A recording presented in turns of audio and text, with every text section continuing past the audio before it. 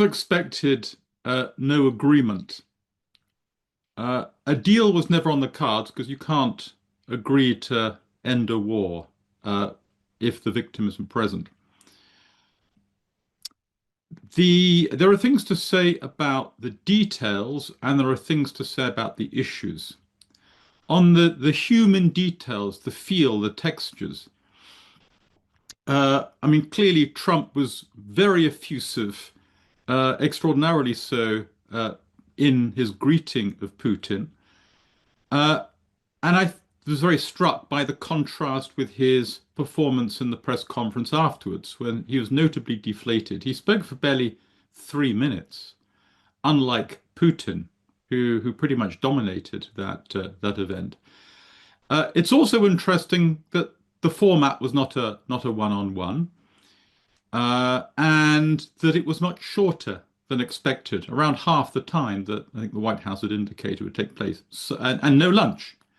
And that's symbolically important because, I mean, in diplomacy, breaking bread together is a particular form of hospitality that's always sort of signified a sort of degree of sort of success and warmth. And you'll recall that it was the lunch with President Zelensky that was cancelled immediately after that disastrous Oval Office meeting. So there's something there that suggests that it was, from Trump's point of view, far from ideal. That it's not only that he didn't get the result that he wanted, but there was something that caused the whole thing to be difficult to present, even as a kind of an interim step in a successful direction. Well, the first thing is that the press conference was startling, even bizarre, in the sense that the meeting was expected to last maybe 6 hours and broke up after about 3. Then the press conference was called very abruptly. The journalists race into the room. The parties come on stage and speak their piece. Putin starts off, then Trump responds, and then they troop off. After a couple of minutes, they take no questions, and Putin gets on his airplane, flies away. And I don't think anyone quite expected a result like that. On the substance of the issues, the fact of the meeting alone, and that there was no open sort of bust up, is clearly a victory for Putin. The optics of being greeted in that way by Trump, and that's an important win for Putin. But as before, and I think more explicitly than and directly than we've seen, there is this clear underlying incompatibility in the way that the two leaders are framing the problem of the war. Trump's urgent intention is to achieve a ceasefire. That's the term he's constantly used, to stop the fighting as quickly as possible. Putin frames it in very different terms, as a solution that requires what he calls an addressing of the root causes of the war.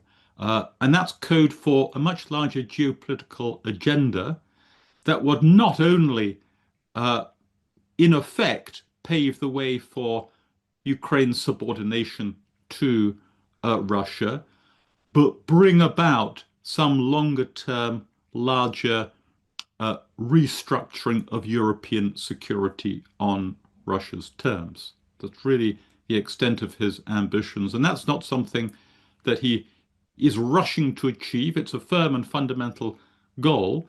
And so in respect both of sort of timescales and also underlying ways of understanding the war, what's needed to solve it, that incompatibility clearly came out. I think perhaps the most significant, specific, and if you're European, worrying phrase to be uttered at that press conference was, I think it was Putin warned Europeans not to torpedo the process, the diplomatic process that has begun, and both sides agreed would continue. So Putin's clear intention now is to keep the diplomatic process on track and confined to a strictly bilateral basis. So no interference by the Europeans or the Ukrainians. That's be very unwelcome to Russia. For this to be a process that continues and gradually, in Putin's ambitions, wins around Trump to Putin's concept of an end to the war, which would satisfy his larger and profoundly revisionist agenda for the continent. Trump's position has always been, we need to stop the fighting as quickly as possible. He has repeatedly used the term ceasefire. He has repeatedly demanded that of both sides. He has repeatedly warned and threatened Russia with severe consequences if Russia does not agree to a ceasefire. That was the deadline that expired on the 8th of August. Putin had to agree to a ceasefire or face an escalation of sanctions. That has always been the defining feature of Trump's demands. Very simple demand, but very clear.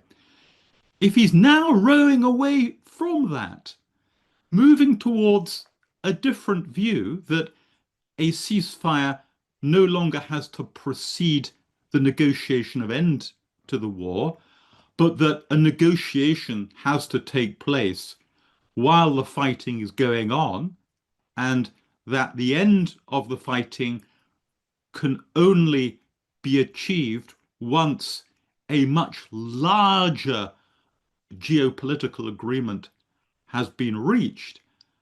That suggests that Trump's thinking and his position are in some fundamental way shifting towards Putin's. So that's a profound worry.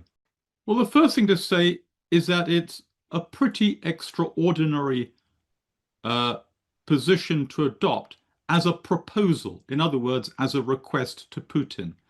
What Trump is in effect doing is to ask Putin whether it's okay with him that the United States agrees a certain form of relationship, and specifically security guarantee, to America's own partners. That shouldn't even be part of the conversation with the aggressor in this major war. It's America's business and no one else's what form of guarantee it offers to European partners. So again, there's something very, very alarming going on here that really shouldn't be happening. The second thing is that anything that dilutes a NATO guarantee is favorable to Putin. Recall, this is not even a matter of Trump asking or discussing with Putin Ukraine's future status in NATO or not. That would be worrying enough. But what seems to have been discussed is the form of American security guarantee to European forces that might be deployed in Ukraine. That is a matter for European and American discussions.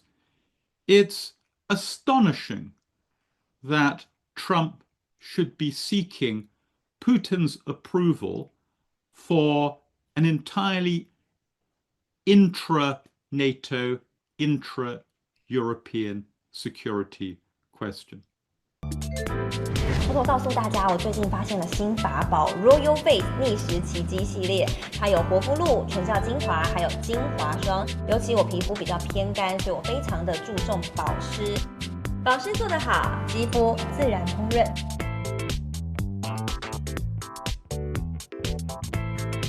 提亮肤色更年轻，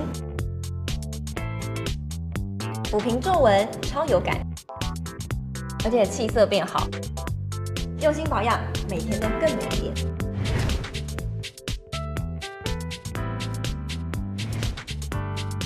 美吧。